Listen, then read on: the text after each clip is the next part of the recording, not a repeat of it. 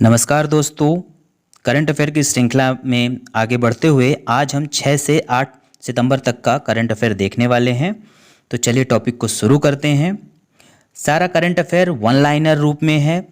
दूसरा, इसका जो पीडीएफ है हम आपको अपने टेलीग्राम ग्रुप में सेंड कर देंगे। आप वहाँ पे जाके चैनल ज्वाइन कर सकते हैं। तो चलिए शुरू करते हैं। कौन सा देश इस्लामिक बैंकिंग शुरू करने वाला है? रूस। आधार से जुड़ा जन्म पंजीकरण शुरू करने वाला पूर्वोत्तर नॉर्थ ईस्ट का पहला राज्य कौन बना? नागालैंड। किस अफ्रीकी देश में तख्ता पलट किया गया? गैबॉन। किस राज्य के काकरापार परमाणु संयंत्र ने पूरी क्षमता के साथ परिचालन शुरू किया? गुजरात। स्वराज ट्रैक्टर के ब्रांड एम्बेसडर महेंद्र सिंह धोनी जी बने। सातवां है, दिसंबर 2023 में आईसीएसी की 81वीं पूर्ण बैठक की मेजबानी भारत करेगा। स्वतंत्र भारत के पहले वित्त मंत्री की प्रतिमा का अनावरण कोयंबटूर में किया गया। किस राज्य में 2.63 किलोमीटर लंबे फ्लाईओवर का उद्घाटन किया गया हाल ही में? असम। किस अमेरिकी राज्य ने अक्टूबर को हिंदू विरासत माह घोषित किया? Georgia. 5A side hockey Asia cup 2023 का खिताब भारतीय टीम ने जीता। सिंगापुर के राष्ट्रपति जो भारतीय मूल के हैं उनका नाम थरमन सनमुगरत्नम जी है।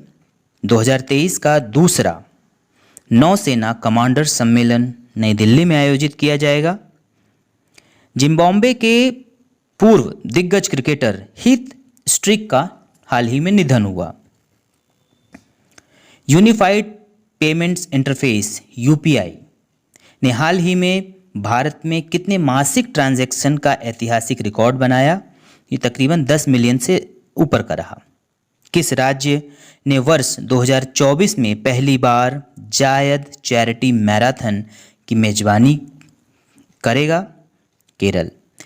एशियाई टेबल टेनिस चैंपियनशिप में भारतीय महिला टीम ने कौन सा स्थान हासिल किया? 6वां। केंद्रीय मंत्री श्री धर्मेंद्र प्रधान ने शिक्षकों और उद्यमियों को सशक्त बनाने के लिए समझौता किया है। किससे? मेटा से। तो आप हमें ज़रूर कमेंट करके बताएं कि मेटा किससे संबंधित है। भारत में शिक्षक दिवस 5 सितंबर को मनाया गया। भारत के पहले एआई आर्टिफिशियल इंटेलिजेंस संचालित एंटी ड्रोन सिस्टम को क्या नाम दिया गया है? इंद्रजाल। विश्व नारियल दिवस 2 सितंबर को मनाया गया। इसरो ने पहले सूर्य मिशन आदित्य L1 को कहां से लॉन्च किया? श्रीहरिकोटा से। ब्रिक्स इनोवेशन फॉर्म ने किसे वर्ल्ड इनोवेशन अवार्ड मिला? शांता थोटम जी को मिला। गाई जात्रा उत्सव नेपाल में मनाया गया। लेट्स मूव फॉरवर्ड नामक कॉमिक पुस्तक धर्मेंद्र प्रधान जी द्वारा विमोचित की गई। FTII के अध्यक्ष के रूप में नामांकित आर माधवन। PIB के प्रधान महानिदेशक का पदभार ग्रहण किया मनीष देसाई जी ने। अंतर्राष्ट्रीय चैरिटी दिवस 5 सितंबर को मनाया गया। किस राज्य सरकार द्वारा रामायण पार्क का निर्माण किया जाएगा? तो उत्तर प्रदेश सरकार द्वारा। वर्ष 2022 में स्मार्ट सिटी मिशन के तहत अनुकरणीय प्रदर्शन में कौन सा राज्य शीर्ष स्थान पर रहा? मध्य प्रदेश। मध्य प्रदेश की प्रत्येक विधानसभा क्षेत्र के न्यूनतम मतदान प्रतिशत वाले 50 मतदान केंद्रों पर एक विशेष अभियान चलाया जाएगा। तो ये अभियान किसके द्वारा चलाया जाना है? निर्वाचन आयोग के द्वारा। वर्तमान में निर्वाचन आयोग के आयुक्त कौन हैं? मुख्य निर्वाचन आयुक्त श्री राजीव कुमार जी हैं। उस मिशन का नाम क्या है? तो 50% से कम है तो मिशन 58-2030। 19वें एशियाई खेलों के लिए भारतीय दल के ऑफिशियल स्पॉन्सर के रूप में अमूल को नामित किया गया है। तो 19वें एशियाई खेल कब से कब तक हैं दोस्तों? 23 सितंबर से 8 अक्टूबर 2023 तक। अब चूंकि ये जो एशियन गेम्स हैं 2022 में कोविड-19 के कारण हो नहीं पाए, इस वजह से ये इस वर्ष होने का 23 सितंबर से 8 अक्टूबर तक इसका आयोजन होगा। भारत की अध्यक्षता में जो G20 समिट है उसमें गेस्ट कंट्री अर्थात जो G20 के सदस्य नहीं हैं उनको भारत ने आमंत्रित किया है। तो ऐसे 9 देश हैं। 9 देश के नाम बांग्लादेश, मिस्र, UAE, Netherlands, Mauritius, Nigeria, Oman और स्पेन है। G20 शिखर सम्मेलन 9 और 10 सितंबर को नई दिल्ली में आयोजित किया जाएगा। अगला प्रश्न है, शिक्षक दिवस के अवसर पर कितने शिक्षकों को राष्ट्रीय पुरस्कार से सम्मानित किया गया? तो 75 शिक्षकों को। इसमें 50,000 रुपये नगद राशि, प्रमाण पत्र और एक रजत पदक दिया जाता है। अंतर्राष्ट्रीय एरोस्पेस सम्मेलन का आयोजन मध्य प्रदेश में हुआ। काठमांडू कलिंग साहित्य महोत्सव का आयोजन उत्तर प्रदेश में किया गया। श्री राम राजा लोक की आधारशिला मध्य प्रदेश में रखी गई। फिर भारत का पहला यूपीआई एटीएम किसने लॉन्च किया? हिटैची कंपनी ने।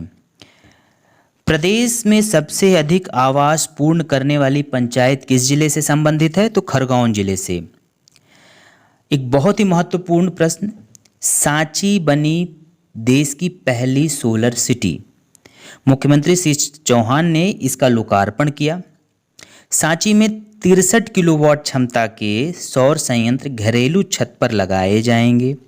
सांची सोलर सिटी से वार्षिक 14,000 टन से अधिक कार्बन डाइऑक्साइड के उत्सर्जन में कमी आएगी।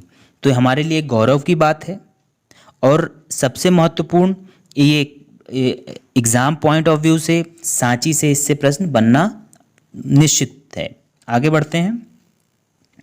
राष्ट्रीय स्वच्छ वायु दिवस कार्यक्रम मनाया गया 7 सितंबर को। तो मुख्यमंत्री श्री शिवराज सिंह चौहान और केंद्रीय पर्यावरण, वन एवं जलवायु परिवर्तन मंत्री श्री भूपेंद्र यादव की उपस्थिति में 7 सितंबर गुरुवार को अंतर्राष्ट्रीय स्वच्छ वायु दिवस 2023 मनाया गया। सबसे महत्वपूर्ण बात यह है कि यह पहला मौका है कि जब राष्ट्रीय स्वच्छ वायु दिवस कार्यक्रम दिल्ली से बाहर किसी राज्य में मनाया गया। और इसके कार्यक्रम का शुभारंभ और इसकी थीम क्या रही? टुगेदर फॉर क्लीन एयर पर रहा। ठीक है, तो इसमें हम 7 सितंबर को ध्यान में रखेंगे। अगला देखते हैं, इसमें प्रश्न है स्वच्छ वायु सर्वेक्षण 2023। तो स्वच्छ वायु सर्वेक्षण 2023 में प्रथम 3 स्थान पाने वाले शहरों को भी पुरस्कृत किया जाएगा। मध्य प्रदेश ने इसमें विशेष सफलता हासिल की है। 10 लाख से अधिक आबादी वाले शहरों की श्रेणी में इंदौर ने प्रथम, भोपाल ने 5वां, जबलपुर ने 13वां और ग्वालियर ने 41वां स्थान प्राप्त किया। 3 से 10 लाख तक शहरों की श्रेणी में अर्थात 3 से 10 लाख आबादी वाले शहरों की श्रेणी में सागर देश में 10वां, 3 लाख से कम आबादी वाले शहरों में देवास 6वां स्थान प्राप्त किया। तो दोस्तों ये बहुत ही इम्पोर्टेंट प्रश्न है। हम इंदौर देश में प्रथम स्थान पर है। चलिए आगे बढ़ते हैं। खेलो एमपी यूथ गेम्स 2023, यह विभिन्न चरणों में 12 से 28 सितंबर तक खेल प्रतियोगिताएं होंगी। इसमें जो हमने एक प्रश्न देखा राष्ट्रीय शिक्षक पुरस्कार, उसमें मध्य प्रदेश के 5 आदरणीय शिक्षक गण सम्मानित हुए हैं। तो उनके नाम हम देख लेते हैं। तो नर्मदापुरम की श्रीमती सारिका घारू जी, इंदौर की श्रीमती चेतना खंबेटे जी, भोपाल के डॉक्टर यशपाल सिंह जी, दतिया के श्री रविकांत मिश्रा जी और रतलाम की श्रीमती सीमा अग्निहोत्री जी। तो ये हमारे लिए गौरव की बात है कि हमारे आदरणीय शिक्षकगण सम्मानित हुए हैं। और ये शिक्षकगण अपने इनोवेटिव और क्रिएटिव स्टाइल के मतलब पढ़ाने का जो पैटर्न है, पढ़ाने की कला को और मतलब अच्छे तरीके से इन्होंने पढ़ाया और बच्चों को उत्साहित किया पढ़ने के लिए। इसलिए इनको राष्ट्रीय शिक्षक पुरस्कार से सम्मानित किया गया है। तो आप नाम जरूर याद रखिएगा इनके। प्रधानमंत्री श्री मोदी 14 सितंबर को बीना के पेट्रोकेमिकल परिसर में 50,000 करोड़ के निवेश कार्य का भूमि पूजन करेंगे। तो मतलब अगर प्रधानमंत्री जी प्रदेश में किसी भी परियोजना को अगर उसका भूमि पूजन करें या तो उसको इनॉग्रेट करें तो महत्वपूर्ण प्रश्न परीक्षा के लिए बन जाता है। वायुसेना 30 सितंबर को भोपाल में फ्लाई पास्ट करेगी। फ्लाई पास्ट अपने 91वें में 91st वर्षगांठ समारोह के उपलक्ष्य में। अगला प्रश्न है, प्रधानमंत्री श्री नरेंद्र मोदी जी ने हाल ही में 15वें ब्रिक्स समिट के समापन में ब्राज़ील के प्रेसिडेंट लुइस इनासियो लुला दा सिल्वा को सुंदर गोंड पेंटिंग उपहार स्वरूप भेंट की। तो दोस्तों, सबसे पहले ब्रिक्स सम्मेलन, दूसरा फैक्ट बन जाता है ब्राज़ील के राष्ट्रपति कौन है, तीसरा गोंड पेंटिंग। तो ये जो गोंड पेंटिंग उपहार स्वरूप दी, उसके प्रमुख चित्रकार कौन थे? तो पद्मश्री पुरस्कार विजेता भज्जू श्याम। ये हमको याद रखना है, ये बहुत ही महत्वपूर्ण है। आगे बढ़ते हैं। अंतर्राष्ट्रीय गिद्ध दिवस कब मनाया जाता है? तो अंतर्राष्ट्रीय गिद्ध दिवस सितंबर के प्रथम शनिवार को मनाया जाता है, और इस बार का जो शनिवार था वो 2 सितंबर को हुआ, तो हमने अंतर्राष्ट्रीय गिद्ध दिवस को मनाया। अब एशियन गेम 2022 में मध्य प्रदेश के 43 खिलाड़ियों का चयन अकादमी से हुआ है, ठीक है ना। अकादमी के 19 खिलाड़ी करेंगे भारत का प्रतिनिधित्व, अर्थात टोटल हमारे 43 खिलाड़ियों का चयन हुआ। उनमें से ये सभी नाम हैं। आप इनका चाहे तो स्क्रीनशॉट ले लें या टेलीग्राम ग्रुप में जाके PDF को आप इनके नाम जरूर देख लें, और जो विभिन्न प्रतियोगिताएं हैं वो किस किस प्रतियोगिता से जुड़े हैं उनको आप जरूर देख लें। इसमें एक फैक्ट आप ये देख लीजिए कि चीन के हांगझो में होने वाले 19वें एशियन गेम में मध्य प्रदेश अकादमी के 19 खिलाड़ी, ठीक है, मध्य प्रदेश के हैं। जो 19 खिलाड़ी हैं वो मध्य प्रदेश के हैं, और अकादमी के बाहर के 11 हैं। स्पोर्ट अथॉरिटी ऑफ इंडिया के 3 हैं। मध्य प्रदेश खेल अकादमी के 7 पूर्व खिलाड़ी तथा 3 खिलाड़ी जो अकादमी से एसोसिएट मेंबर हैं, भारतीय टीम में शामिल होंगे। तो इनकी कुल संख्या 43 हो जाती है। और आप इनको ये फैक्ट जरूर याद रखिएगा कि कितने खिलाड़ी हैं, और हर वर्ष खिलाड़ियों का नाम और वो किस खेल से संबंधित है प्रश्न पूछे जाते हैं। आप इनको 1 से 2 बार पढ़ेंगे तो आपसे याद हो जाएंगे। ये पूरे के पूरे नाम हैं। अब हम देख लेते हैं अपना अंतिम टॉपिक, सितंबर माह के महत्वपूर्ण दिवस। तो 2 सितंबर को विश्व नारियल दिवस मनाया गया, 5 सितंबर को भारतीय शिक्षक दिवस मनाया गया, 5 सितंबर को ही अंतर्राष्ट्रीय चैरिटी दिवस मनाया गया, 8 सितंबर को विश्व साक्षरता दिवस यूनेस्को द्वारा, 14 सितंबर भारतीय हिंदी दिवस मनाया जाएगा, 16 सितंबर को विश्व ओजोन परत संरक्षण दिवस है। दोस्तों, ये प्रश्न विश्व ओजोन परत संरक्षण दिवस PSC में भी पूछे गए हैं, व्यापम के ज़्यादातर एग्जाम में पूछे जा रहे हैं। 20 सितंबर को RPF की स्थापना दिवस, और 27 सितंबर को विश्व पर्यटन दिवस। तो दोस्तों, ये रहा हमारा 5 से 8 सितंबर तक का करंट अफेयर। आप इसे ज़रूर देखें।